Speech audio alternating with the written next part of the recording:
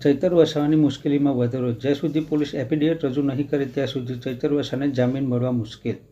10 જુલાઈના રોજ સુનાવણી થવાની હતી તે ન થઈ શકતા હવે આજે 11 જુલાઈના રોજ સુનાવણી હાથ ધરાશે ત્યારે ચૈતર વસાવાની જામીન અંગેની સુનાવણી વધુ એક દિવસ લંબાવી જતાં ચૈતર વસાવાની મુશ્કેલીમાં ફરી એકવાર વધારો થયો છે. અત્રે ઉલ્લેખનીય છે કે ગત 6 જુલાઈના રોજ એટીવીટીની મિટિંગમાં ચૈતર વસાવા પર લાફા કાંડ કેસ નોંધાયો બાદ જ્યુડિશિયલ કસ્ટડીમાં હાલ વડોદરા સેન્ટ્રલ જેલમાં છે.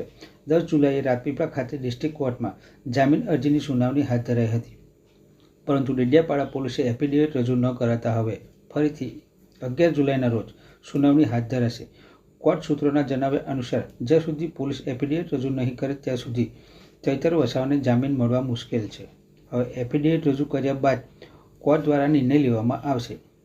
ચૈતર વસાવાની મુશ્કેલીમાં ફરી એકવાર વધારો થયો છે.